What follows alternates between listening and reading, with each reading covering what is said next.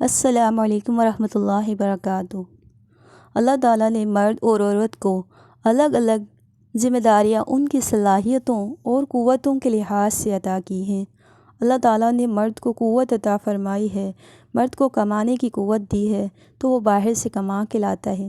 اسی طرح اللہ تعالیٰ نے عورتوں کو گھر سنبھالنے کا ہنر دیا ہے تو عورت گھر سنبھالتی ہے اور بچوں کی تربیت اور پرورش کا فریضہ انجام دیتی ہے۔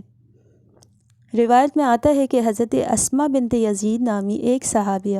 اللہ کے رسول صلی اللہ علیہ وسلم کی خدمت میں حاضر ہوتی ہیں،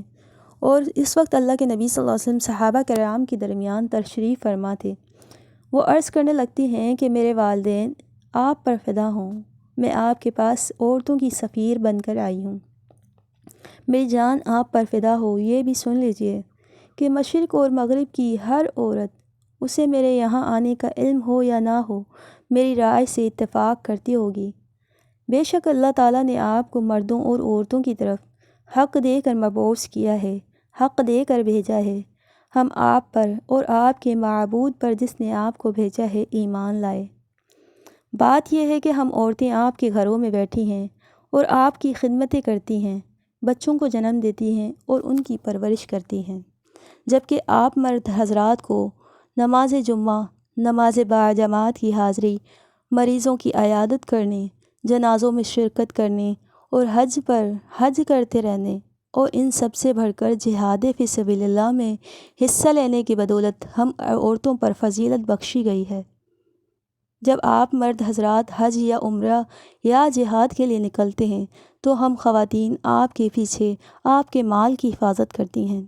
آپ کے لیے کپڑے بناتی ہیں، آپ کی اولاد کو پالتی ہیں، لیکن اے اللہ کے رسول صلی اللہ علیہ وسلم، ہم اجر میں آپ مردوں کے ساتھ شریک نہیں ہوتی۔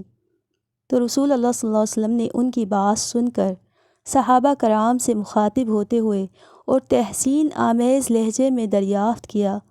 کیا آپ حضرات نے کبھی کسی عورت کو اپنے دینی مسائل کے بارے میں اس سے بہتر کلام کرتے ہوئے سنا ہے؟ پھر آپ صلی اللہ علیہ وسلم حضرت اسماء رضی اللہ عنہا کی طرف متوجہ ہوئے اور فرمایا کہ اے خاتون، جائیے اور جا کر سب عورتوں کو یہ خوشخبری دے دیجیے کہ عورت کا شوہر کے ساتھ اچھی زندگی بسر کرنا، شوہر کی رضامندی حاصل کرنا اور اس کی مرضی دل اور جان سے قبول کرنا مردوں کے ان تمام اعمال کے برابر ہے جو ابھی آپ نے گنوائے ہیں۔